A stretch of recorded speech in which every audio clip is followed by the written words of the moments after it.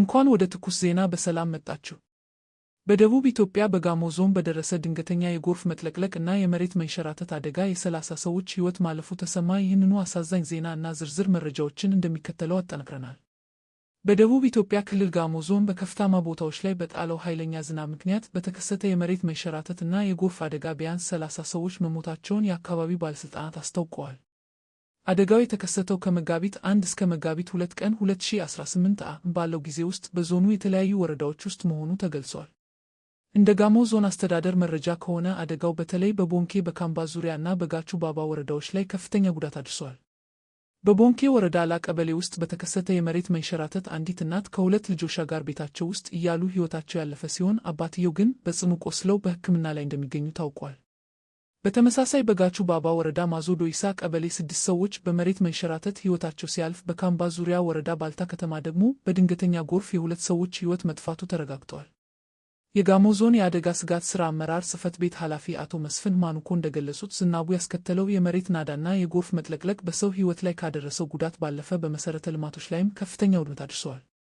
በተለይም ከአርባ ምንጭ ከተማ የሚወጡ እና ወደ ተለያዩ ወረዳዎች የሚወስዱ የትራንስፖርት መንገዶች በመዘጋታቸው የነፍስ አድን ሥራውን አስቸጋሪ አድርጎታል።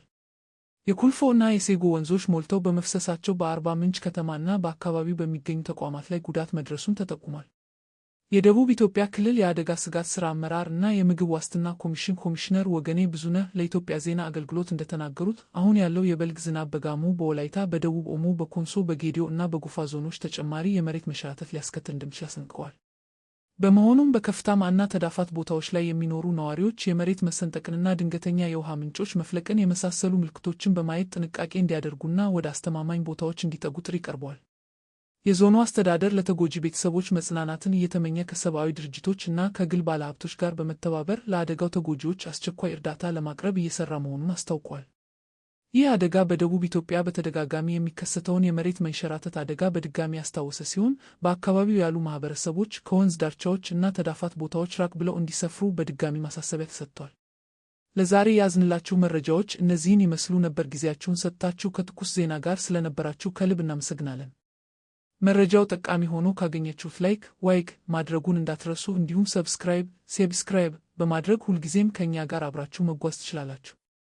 በዛሬው ርዕሰ ጉዳይ ላይ ያላችሁን አስተያየት ደግሞ በኮሜንት መስጫው ላይ አጋሩን። በሌላ ቪዲዮ በድጋሚ እስከምንገናኝ በሰላም ቆዩ።